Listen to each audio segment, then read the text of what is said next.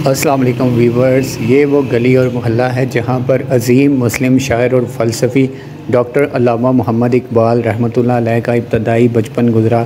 जहाँ पर वो छोटी सी उम्र में खेला करते थे, इधर उधर घूमा करते थे, अपने दोस्तों के साथ यहाँ से गुज़रते होंगे और अपनी रौनकें बखेरते होंगे। ये वो गली और मोहल्ला है जहाँ पर इकबाल मंज़िल के नाम से ये घर मौजूद है, जिसमें मुस्लिम दुनिया की तकदीर बदलने वाले एक अज़ीम फ़िलासफ़र ने आँख खोली और इसे इकबाल मंज़िल के नाम से जाना जाता है। सियालकोट शहर में मौजूद आज हम इस अज़ीम मुकाम का विज़िट करेंगे, जहाँ पर हर रोज़ सैकड़ों की तादाद में पूरे पाकिस्तान से बल्कि पूरी दुनिया से विज़िटर्स और टूरिस्ट आते हैं और इस जगह की जो रौनक अफ़शानी है, जो रूहानियत है यहाँ पर, वो हासिल करके सुकून का सामा करते हैं। ये हम इकबाल मंज़िल के अंदर दाखिल हो चुके हैं। दीवारों के ऊपर डॉक्टर साहब की, उनकी फ़ैमिली से रिलेटेड, उनके दोस्तों से रिलेटेड, मुस्लिम लीग पाकिस्तान से रिलेटेड उनके जो ज़िंदगी के तारीख़ी लम्हात गुज़रे हैं, उनकी जो मंज़र कशी है तस्वीर की सूरत में दीवारों पर सजाई गई है। और यहाँ पर नाज़रीन आप देख सकते हैं कि टूरिस्ट और विज़िटर्स अभी भी मौजूद हैं, वीडियो में नज़र आ रहे हैं।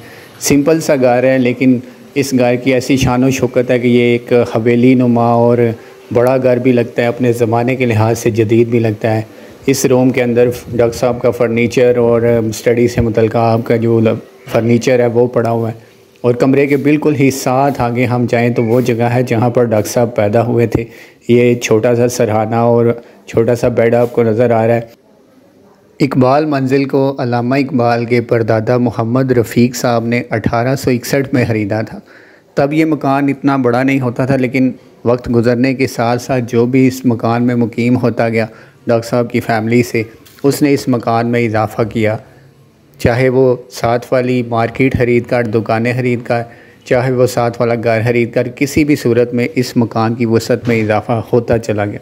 ये वो सर्टिफ़िकेट्स हैं जो डॉक्टर साहब ने अपनी ज़िंदगी के मुख्तलिफ़ मराहिल में अचीव किया। आपकी अचीवमेंट्स का एक सिलसिला है, दीवारों के ऊपर सजा दिखाई देता है और सुकून महसूस होता है, यकीन करें इसको देख कर।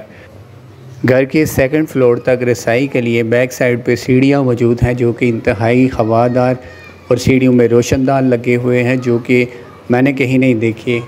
और ये साथ ही बिल्कुल एक कॉन्फ्रेंस हॉल मौजूद है। ये डॉक्टर साहब की PhD की डिग्री फ्रेम करवा के लगाई गई है। इस हॉल में 100 से ज़ायद अफराद बैठ कर डॉक्टर साहब के बारे में डिस्कस कर सकते हैं। साथ ही अटैच रूम में एंटर हो तो डॉक्टर साहब का स्टडी टेबल मौजूद है और कुछ चेयर्स हैं, सामने ड्रॉर्स हैं जिनमें आप अपने इम्पोर्टेंट डॉक्यूमेंट्स को रखा करते थे। और इस साइड पे एक अलमारी भी मौजूद है। इस घर की ख़ास बात यह है कि जिस भी रूम में आप एंटर हों, वहाँ का फ़र्नीचर इस स्टाइल के साथ रखा गया है कि वो विज़िटर को अट्रैक्ट करता है टूवर्ड्स नॉलेज, कि बंदा वहाँ पर बैठकर कुछ ना कुछ सीखे और इल्म की तरफ रग़बत देता है। घर का हर एक कमरा, आगे जाए तो 2 और रूम हैं। इस रूम में डॉक्टर साहब के इस्तेमाल शुदा बर्तन, आपका कलम, दवात और हुक्का जो कि आपकी फ़ैमिली से ही रिलेटेड है, चूँकि ये पंजाब की सकाफ़त है, ये भी पड़ा हुआ है। बर्तन मौजूद हैं। दीवार के ऊपर जावेद इकबाल साहब जो कि डॉक्टर साहब के साहबज़ादे हैं और उनकी फ़ैमिली की पिक्चर्स हैं। अल्लामा साहब की एक साहबज़ादी भी है, उनका नाम मुनीरा इकबाल है। इस रूम में आपकी पिक्चर्स भी आवेज़ा की गई हैं। यहाँ पर एक बेड भी मौजूद है जिस पर आप आराम फरमाया करते थे, सिंगल बेड है। और ये व्यूअर्स शोकेस में आपके ज़ेरे इस्तेमाल ज़रूफ़ इंतहाई खूबसूरती से सफाई से रखे गए हैं। खाना बनाने वाले बर्तन, एक अदद हुक्का है जो पंजाब की सकाफ़त है और ये भी मौजूद है यहाँ पर मेहमानों के लिए। इसको भी मेरे हाल से रेडी करके रखा जाता होगा। ये होल्डर, पेन और दवात अल्लामा साहब की। खाना गर्म करने वाली प्लेट है, इसमें आप खाना तनावल फरमाया करते थे। और ये एक ट्रे है। हुकूमत पाकिस्तान ने इकबाल मंज़िल को 1971 में बहाली के लिए ख़रीदा और इसे महकमा आसार कदीमा के हवाले कर दिया। महकमा आसार कदीमा ने इकबाल मंज़िल को सकाफ़ती विरसे का दर्जा दिया। 2000 की दहाई में इकबाल मंज़िल की तरफ कोई तवज्जो नहीं दी गई, जिससे बिल्डिंग को खासा नुकसान पहुंचा। पेंट ख़राब हो गया, दीवारें, दरवाज़े और खिड़कियां हाथ से कमज़ोर और टूट फूट का शिकार हो चुके थे। लेकिन फिर खुशकिस्मती की बात यह है कि सियालकोट की ज़िली हुकूमत ने इकबाल मंजिल की तरफ ख़ुसूसी तवज्जो दी और इसकी बहाली के लिए खतीर रकम खर्च की। तज़ीन व आराइश के मुख्तलिफ़ मराहिल से गुज़ारने के बाद इकबाल मंजिल को लाइब्रेरी और म्यूज़ियम का दर्जा भी दिया गया। आज भी इस जगह पर 4000 से ज़ायद किताबें मौजूद हैं।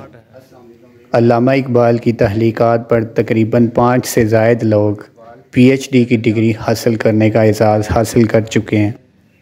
अल्लामा इकबाल को एज़ ए कल्चर दुनिया के सामने पेश करने की ज़रूरत है। जिस तरह आप अपनी सकाफ़त से प्यार करते थे, उसको फॉलो करते थे, जिस तरह अपने दीन को आप प्रेजेंट करते थे, जिस तरह आपके अंदर मुसलमानों की और इंसानियत की मोहब्बत और उनके लिए दर्द और सोज़ था, उसको दुनिया के सामने पेश करने की ज़रूरत है। टर्किश मीडिया ने अपने हीरोज़ अर्तुगरुल गाज़ी और उस्मान गाज़ी और यूनुस एमरे जैसे अजीम किरदारों को एक कल्चर की सूरत में दुनिया के सामने पेश किया है। हमें भी चाहिए कि हम अल्लामा इकबाल को एक कल्चर की सूरत में दुनिया के सामने पेश करें ताकि इंसानियत का हर फ़र्द अल्लामा इकबाल की सहर अंगेज़ शख्सियत से फैज़याब हो सके और उनके कलाम से फ़ायदा हासिल कर सके। पूरी दुनिया अपने हीरोज़ को प्रेजेंट करती है और उन्हें एक कल्चर बना के डिफरेंट किस्म की ड्रामा सीरियल्स में दुनिया के सामने पेश करती है। हमें भी ज़रूरत है कि हम अल्लामा इकबाल का अपनी सकाफ़त से प्यार, इंसानियत से प्यार, मज़हब से प्यार और हर चीज़ को एक बैलेंस पर रखना, ये सारा कुछ दुनिया के सामने लेकर आएँ और इज़्ज़त हासिल करें और अल्लामा इकबाल को भी वो मुकाम और दर्जा दिलाएं जो उनका राइट है।